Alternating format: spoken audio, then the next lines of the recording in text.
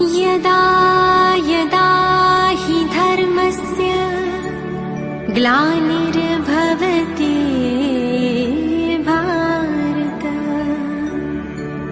अभ्युत्थानम् अधर्मस्य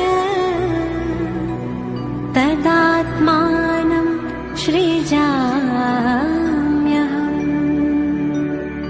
परित्राणाय साधूनां विनाशाय च दुष्कृताम् धर्म संस्थापनार्थाय संभवामि संगम युगे।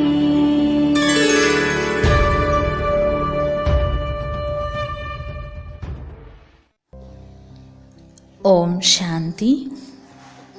அவ்யக்த முரளி தேதி ஜூலை 24, 1969. பிந்து ரூப் கி பிராக்டிஸ்.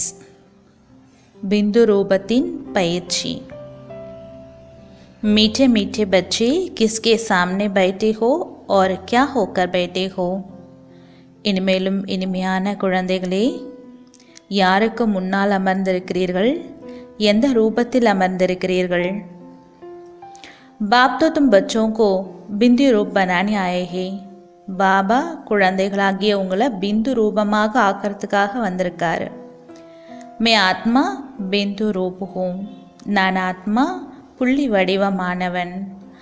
बिंदी कितनी छोटी होती है और बाप भी कितना छोटा होता है. புள்ளி அதாவது ஆத்மா எவ்வளோ சின்னதாக இருக்குது, மேலும் பாபாவும் எவ்வளோ சின்ன புள்ளியாக இருக்கார். इतनी छोटी सी बात भी तुम बच्चों की बुद्धि में नहीं आती है.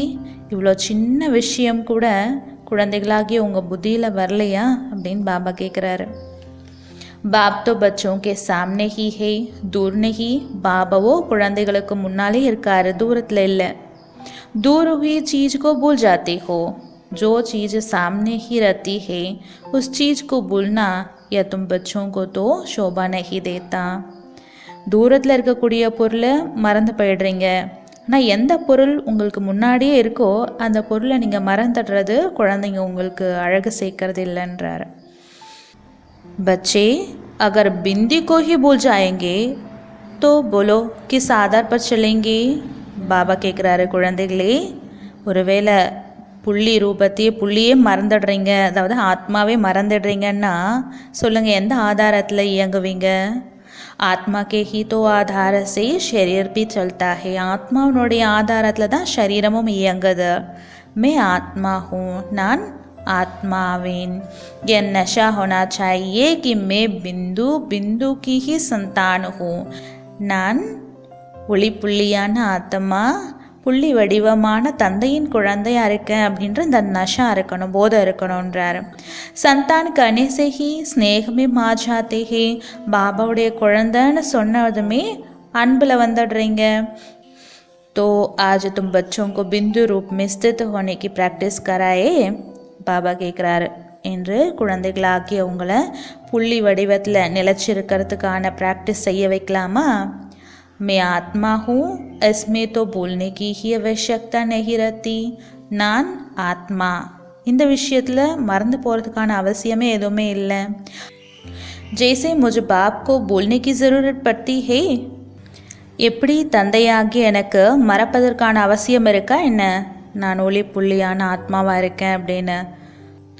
हाँ, परिचय देने के लिए तो ज़रूर बोलना पड़ता है कि मेरा नाम, रूप, गुण, कर्तव्य क्या है और मैं फिर कब आता हूँ, किस तन में आता हूँ.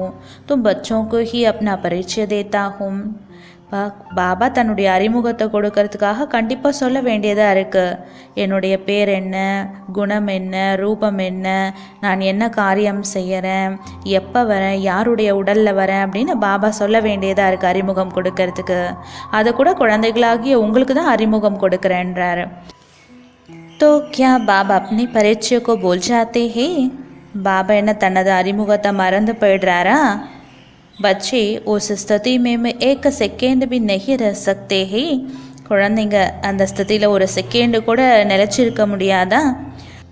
तो क्या अपने नाम रूप देश को भी भूल जाते हो?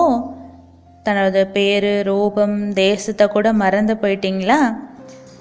ये पहले पहले बात है जो कि तुम सभी को बताते हो कि मैं आत्मा हूँ ना कि शरीर. இதுதான் முதல் விஷயம். நான் ஆத்மா शरीरम இல்லை அப்படின்ட்டு இந்த விஷயத்தை தான் எல்லாருக்குமே சொல்கிறீங்க. जब आत्मा होकर बिठाते हो तभी उनको फिर शरीर भी भूलता है.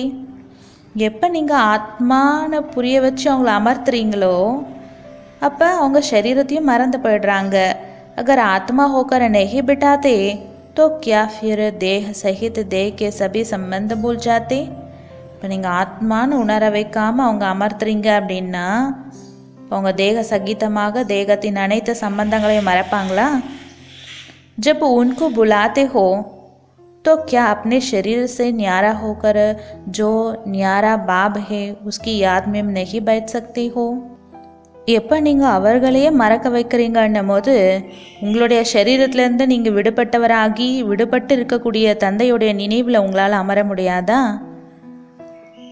अब सब बच्चे अपने को आत्मा समझ कर बैठो. இப்போ குழந்தைங்க அனைவருமே தன்னை ஆத்மான்னு புரிஞ்சிட்டு அமருங்கன்றார்.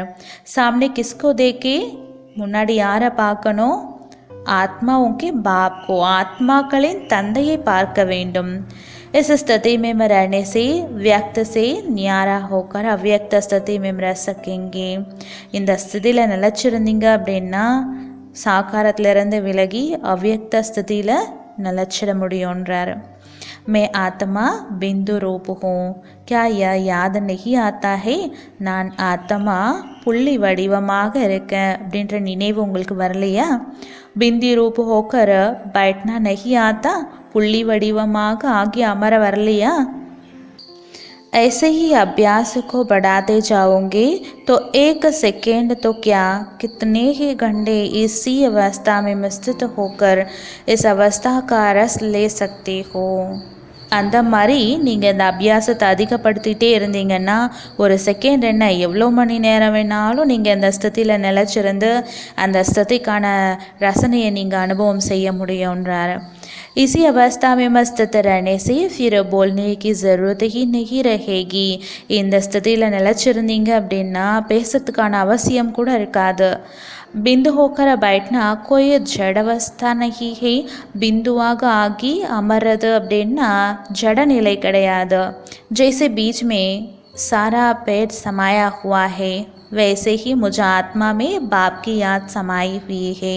எப்படி விதையில் முழு மரமும் அடங்கியிருக்கு இல்லையா, அந்த மாதிரி ஆத்மாவாகி எனக்குள்ள சிவபாபாவுடைய நினைவு நிறைஞ்சு இருக்கு. ऐसे होकर बैठने से सब रचनाएँ आएगी और साथ ही यह भी नशा होगा कि हम किसके सामने बैठे हैं. அந்த மாதிரி அந்த ஸ்திதியில் நீங்கள் அமர்ந்தீங்க அப்படின்னா அனைத்து ரசனைகளின் அனுபவமும் செய்வீங்க. அதன் கூடவே யார் முன்னாடி நம்ம அமர்ந்திருக்கோம் அப்படின்ற போதையும் இருக்கும், நஷாவும் இருக்கும்ன்றார். பாபா हमको भी अपना साथ कहाँ ले जा रहे हैं. பாபா நம்மளை கூட எங்கே கூட்டிகிட்டு போகிறாரு? பாபா तुम बच्चों को अकेला नहीं छोड़ता. பாபா குழந்தைகளாக்கி உங்களை தனியாக விடலை. जो बाप का और तुम बच्चों का घर है वहाँ पर साथ में ही लेकर जाएंगे. குழந்தைகளாகிய உங்களுடைய வீடு மேலும் பாபாவுடைய வீடு இருக்கு இல்லையா, அங்கே பாபா கூடவே கூட்டிகிட்டு போவேன்றார். सब इकट्ठा चलने ही है. எல்லாருமே ஒன்றா தான் போகணும். आत्मा समझकर फिर शरीर में आकर कर्म भी करना है, परंतु कर्म करते हुए भी न्यारा और प्यारा होकर रहना है. ஆத்மானு புரிஞ்சுக்கிட்டு இந்த சரீரத்தில் வந்து கர்மம் செய்யணும். ஆனால் கர்மம் செய்து கொண்டே விலகியவராகவும் இருக்கணும், அன்பானவராகவும் இருக்கணும். பாபி तुम बच्चों को देखते हैं, देखते हुए भी तो बाप न्यारा और प्यारा है ना.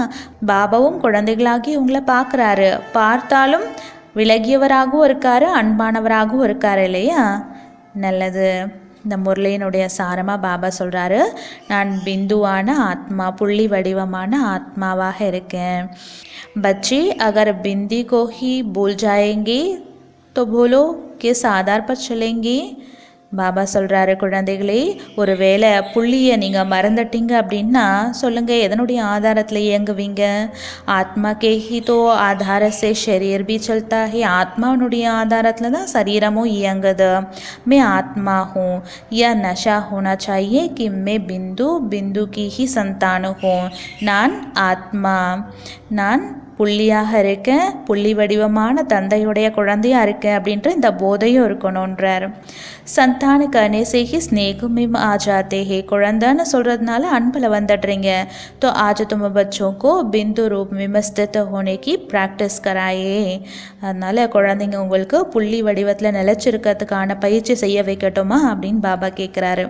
मैं आत्मा हूँ, इसमें तो बोलने की ही आवश्यकता नहीं रहती है. நான் ஆத்மாவாக இருக்கேன் அப்படின்ற இந்த விஷயத்தில் மறக்கிறதுக்கான எந்த ஒரு அவசியமும் கிடையாது. जैसे मुझे बाबा को बोलने की ज़रूरत पड़ती है, எப்படி தந்தையாகி எனக்கு நான் ஆத்மாவாக இருக்கேன், ஒளி புள்ளியாக இருக்கேன் அப்படின்னு நான் மறந்து போகிறதுக்கான அவசியம் இருக்கா என்ன? हाँ, परिचय देने के लिए तो ज़रूर बोलना पड़ता है कि मेरा नाम, रूप, गुण, कर्तव्य क्या है और मैं फिर कब आता हूँ, किस तन में आता हूँ. तुम बच्चों को ही अपना परिचय देता हूँ. பாபா சொல்கிறாரு, அறிமுகம் கொடுக்கறதுக்காக நான் சொல்ல வேண்டியதாக இருக்குது. என்னுடைய பேர் என்ன, ரூபம் என்ன, குணம் என்ன, நான் என்ன காரியம் செய்கிறேன், பிறகு நான் எப்போ வரேன், யாருடைய உடலில் வரேன் சொல்ல வேண்டியதாக இருக்குது. அதை கூட குழந்தைங்க நான் உங்களுக்கு தான் சொல்கிறேன்றாரு. तो क्या பாபா अपने परिचय को बोल जाते ही. இப்போ பாபா புள்ளி வடிவமாக இருக்காரு, புள்ளியாக இருக்கிறேன் அப்படின்றத பாபா மறைக்கிறது இல்லை. அப்போ கூட தன்னுடைய அறிமுகத்தை மறந்து போயிடுறாரா என்ன பாபா? बच्चे उस स्थिति में एक सेकेंड भी नहीं रह सकते हैं. குழந்தைங்க அந்த ஸ்திதியில் ஒரு செகண்ட் கூட இருக்க முடியலையா? तो क्या अपने नाम, रूप, देश को भी भूल जाते हैं. ஆக தன்னுடைய பேர், ரூபம், தேசம் எல்லாத்தையும் மறந்து போயிடுறீங்களா? या पहले पहले बात है जो कि तुम सभी को बताते हो कि मैं आत्मा ना कि शरीर हूँ. நான் ஆத்மா, शरीरम கிடையாது அப்படின்ற இந்த முதல் விஷயத்தை தான் எல்லாருக்குமே சொல்கிறீங்க இல்லையா? जब आत्मा होकर बिठाते हो तभी उनको फिर शरीर भी बोलता है. எப்போ ஆத்மாவாக ஆகி ஆத்மா உணர்வில் அவங்கள அமர்த்துறீங்களோ அப்போ தான் அவங்களுக்கு சரீரமும் மறந்து போகும் இல்லையா? अगर आत्मा होकर नहीं बिठाते तो क्या फिर देह सहित देह के सभी संबंध भूल जाते. இப்போ ஆத்ம உணர்வில் அவங்கள அமர்த்தலை அப்படின்னா இப்போ சரீர உணர்வோடு சேர்த்து சரீரத்தின் அனைத்து சம்பந்தங்களும் மறந்து போவாங்களா என்ன? जब उनको बुलाते हो तो क्या अपने शरीर से न्यारा होकर जो न्यारा बाप है उनकी याद में नहीं बैठ सकती हो. இப்போ மற்றவங்கள நீங்கள் ஆத்ம உணர்வில் அமர்த்துறீங்க அப்படின்னும் போது நீங்கள் தன்னுடைய சரீரத்துலேருந்து விடுபட்டு இருக்கக்கூடிய தந்தையுடைய நினைவில் உங்களால் அமர முடியாதா அப்படின்னு பாபா கேட்குறாரு. நல்லது. ஓம் சாந்தி.